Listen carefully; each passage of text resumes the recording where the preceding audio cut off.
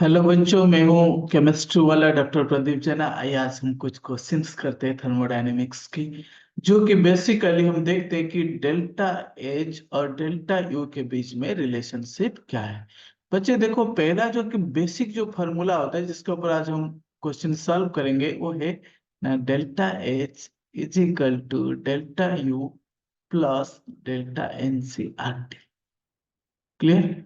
इस फॉर्मूला को बिल्कुल बच्चे भूलना नहीं है, क्योंकि ये डेरिवेशन भी इम्पोर्टेंट है, साथ में ये फॉर्मूला से क्वेश्चन भी आता है। और डेल्टा एच जो होता है बच्चे, मैं पहले थोड़ा सा आपको 2 मिनट का हिंट्स दे दूं, ये होता है एंथैल्पी है। और डेल्टा यू जो होता है वो इंटरनल एनर्जी। और डेल्टा एन जी जो होता है change in number of moles है, वो गैस के लिए अप्लीकेबल होती है। आर हो गया गैस कांस्टेंट है, जिसकी वैल्यू 8.314 जूल होती है। तो टेम्परेचर को हमेशा हमें केल्विन में लेना होता है। क्लियर। आइए हम देखते हैं कि पहला क्वेश्चन जो ये क्लियर हो गया ना आपको, delta H is equal to delta U plus delta N C R T. तो डेल्टा एच हो गया एंथैल्पी है, ये हो गया इंटरनल एनर्जी है। डेल्टा का मतलब चेंज, एन मतलब मोल्स, जी मतलब gas. So change in number of moles of gas means delta N G is equal to N P minus N R. लेकिन प्रोडक्ट का नंबर ऑफ मोल्स कितनी है और रिएक्टेंट का कितनी है। आर हो गया, आर की वैल्यू मैं साइड में लिख देता हूँ, जो कि है 8.314 जूल है। अगर आपको किलो जूल में करना है तो 1000 से डिवाइड कर दोगी, या फिर 10 to the power -3 ऊपर चला जाए। टी को हमेशा आपने केल्विन में लेना है। ये भी आपको पता है कि भाई अगर सेल्सियस से डिग्री सेल्सियस के साथ 273 ऐड करोगे तो केल्विन हो जाएगा। क्लियर। ये सारा चीज आपको मैं थोड़ा सा ब्रीफ में बता दिया हूँ। आइए हम क्वेश्चन कर जाते हैं। क्वेश्चन कहता है कि if water vapour is assumed to be a perfect gas, molar enthalpy change for the vaporization of 1 mole of water at 1 bar and 100 degree Celsius is 41।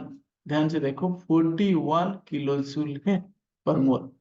हमें निकालना क्या है ना, इंटरनल एनर्जी निकालना है कि नहीं। तो इसलिए टेम्परेचर कितना दिया, 100 डिग्री सेल्सियस दिया हुआ है। तो इस सारी बातों को अगर हम देखते हैं कि सबसे पहले हम देखते हैं कि वाटर जो है वेपराइज हो रहा है, तो H2O है, वो लिक्विड है, लिक्विड से H2O गैस को जा। जब हम इक्वेशन लिख करके, और बैलेंसिंग की कोई जरूरत नहीं है, यहाँ पे 1 मोल और 1 मोल दिया है, बट डेल्टा एन जी कितनी होती है ना, गैस हो गया 1, ये हो गया 0, that is equal to 1। Clear. अब हम फॉर्मूला पुट करेंगे, कितना है ना, delta H is equal to delta U plus delta N C. तो बच्चे अब निकालना क्या है ना, इंटरनल एनर्जी निकालना है, जो कि delta U is equal to delta H minus delta N C R T. तो डेल्टा एच कितना हो गया बच्चे, देखो ना, 41 किलो जूल दिया हुआ है, माइनस डेल्टा एन जी हो गया हमारा 1 इंटू आर की वैल्यू 8.314 है। जब हम किलो जूल में लेते हैं तो 10 to the power -3 मल्टीप्लाई कर देंगे, टी हमारा हो जाएगा 100 डिग्री सेल्सियस का मतलब टी हो गया 373 केल्विन।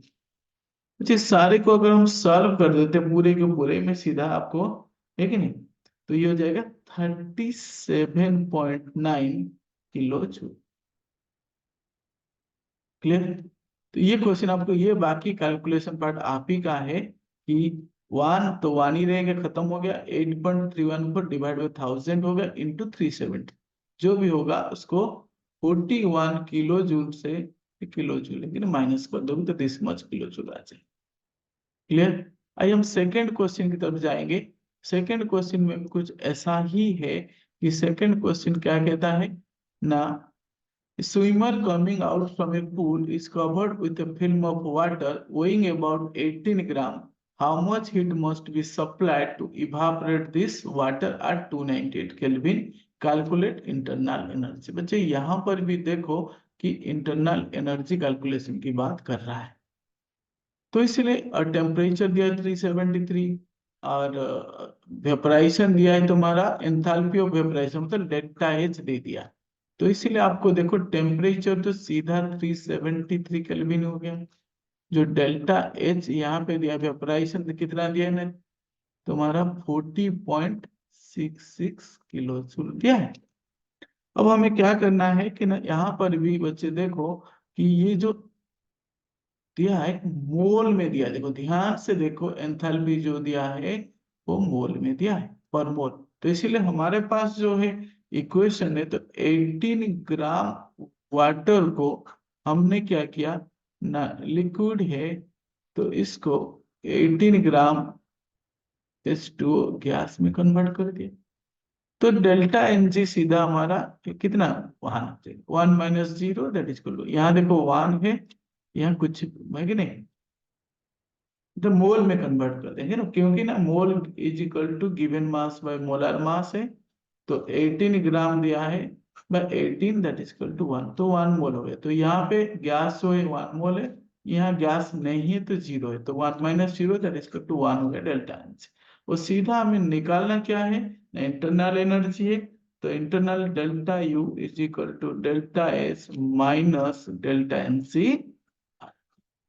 तो डेल्टा एच की वैल्यू कितना दिया है ना, 40, देखो यहाँ पे ऊपर देखो 40.66 किलो जूल, यहाँ पे दिया है 40.66 किलो जूल। तो 40.66 माइनस डेल्टा एच हो गया 1 इंटू 8.314 इंटू 10⁻³ इंटू टेम्परेचर हो जाएगा तुम्हारा कितने डिग्री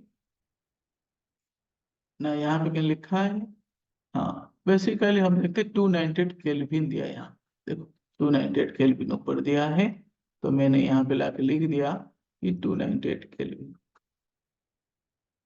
तो इस सारे को बच्चे जब सॉल्व करूंगा ये जगह 37.56 किलो जूल। कितना आसान है कि नहीं। अब हम चलेंगे बच्चे अगली क्वेश्चन में, क्वेश्चन नंबर 3 की तरफ हम जाएंगे। क्वेश्चन नंबर 3 की ओर जाएंगे। एक सेकंड में इसको स्क्रीन को थोड़ा सा नीचे कर दूं यार। अब यहाँ पे जब क्वेश्चन को हम बचाते हैं, देखो ध्यान से देखो कि कहता है कि when NH for NO2 decompose at 373 it form N2 and H2। सबसे पहला काम है कि मेरा इक्वेशन को मैं लिख दूं ना। इक्वेशन को जब लिखूं NH for NO2 gives rise to क्या देगा ना, N2 प्लस वाटर। तो मेरा बेसिक सा काम है कि ये सॉलिड है, ये भी गैस है, तो ये भी गैस है। तो इसको मैं क्या करूं ना, बैलेंस कर। तो जो बैलेंस करूंगा बच्चे, यहाँ पे 2 लगानी पड़ेगी क्योंकि 4 हाइड्रोजन है, तो यहाँ पे NH4 है, एक नाइट्रोजन और एक नाइट्रोजन, 2 नाइट्रोजन लेफ्ट साइड में, रिएक्टेंट साइड में, तो एन और एन हो गया 2 है। ओ हो गया तुम्हारा 2 है तो 2O। तो इसलिए डेल्टा एन जी बच्चे मैं राइट साइड में लिख रहा हूँ कि डेल्टा एन जी कितनी होगी, 2+1, यहाँ पे 2 है, यहाँ पे 1 है, दोनों को ऐड किया that is equal to 3, 3 minus यहाँ पे 0, कोई गैस नहीं है, तो 3 - 0 that is equal to 3 delta H. अब बात आता है कि डेल्टा यू ही निकालना है। यहाँ पर भी बच्चे देखो कि यहाँ पे क्या दिया है ना, डेल्टा एच दिया है -2 to 3.6। डेल्टा एच कितना दिया, -2 to 3.6 किलो। तो डेल्टा यू सेम कहानी बच्चे, देखो delta H minus delta N G R T है। आप अब तो सीख गए होंगे, तो इसको आप पुट कर देंगे। तो डेल्टा एच की वैल्यू कितनी होगी बच्चे ना, -2 to 3.6 माइनस 3 R हो जाएगा, किलो जूल में दिया है, तो इंटू 8.314 इंटू 10⁻³ इंटू टी कितना हो जाएगा ना, 370। सारे को जब मैं सॉल्व कर दूं बच्चे, यह आ जाएगा -232.9 किलो। प्लस माइनस आप कर ही लोगे 30, और यहाँ पे बोडमास का रूल जरूर लगा लेना, क्योंकि सारे को फिर मल्टीप्लाई करना, लेकिन तब तब जाके इसको सब्सट्रैक्ट करना। अब बात है क्वेश्चन नंबर 4 की तरफ। ये बड़ा आसान क्वेश्चन है, लेकिन एक बार AIPMT में आया हुआ क्वेश्चन है ये। कहता है कि internal energy find out, delta U हमें निकालना है। जो निकालना है पहले लिख दो मुझे क्या निकालना है। यहाँ पे देखो a liquid to a gas है, तो डेल्टा एन जी सीधा 1 - 0 1। और यहाँ पे हमें दिया है क्या है ना, हमें निकालना क्या है, यहाँ पे दिया है कि हीट ऑफ वेपराइजेशन दिया 40, डेल्टा एच ही दिया है यहाँ पर भी। तो डेल्टा एच जो हो गया यहाँ पे 40.66 किलो जूल। तो डेल्टा एच सेम ये कि delta H minus delta N C R T. तो ये हो जाएगा बच्चे, डेल्टा एच कितनी हो गया ना 40.66 है, कहाँ दिया है? नहीं, यहाँ दिया है ऊपर, ये है 40.66 है। तो 40.66 माइनस 1 इंटू आर हो गया किलो जूल है, तो 8.314 इंटू 10⁻³ टी यहाँ पे हमारा हो गया 373। तो ये बच्चे हो जाएगा 37.56 किलो जूल। अब आते हैं नेक्स्ट क्वेश्चन, तो क्वेश्चन नंबर 5 पे जल्दी हम करते हैं कि यहाँ पे दिया हीट ऑफ कॉमन नैप्थलीन। बच्चे देखो, सबसे पहले नैप्थलीन की फॉर्मूला हमें पता होना चाहिए, ऑलरेडी दिया हुआ है C10H8। तो C10H8 लिखा और combustion of the excess oxygen के साथ, तो हमेशा देगा CO2 प्लस वाटर। इसको बैलेंस फटाफट कर दो, जब बैलेंस करते तो यहाँ पे कोएफिशिएंट जो है 12 लगानी होगी, और यहाँ पे तुम्हारा क्या 10 है और वाटर है 4, क्योंकि अब देखो बैलेंस हो रहा हो, ये 12 है, ये 10 है और ये 4 है।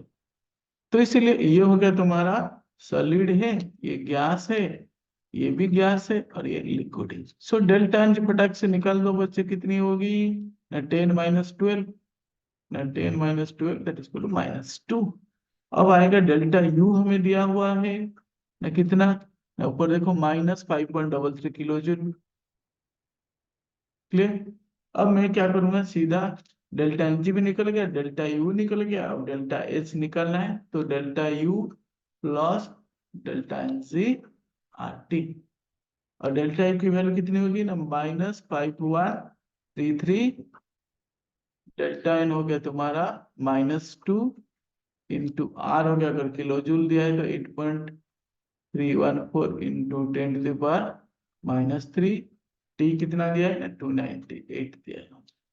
ये सारे को जब हम सॉल्व करेंगे, ये जाएगा -5138 क्लियर।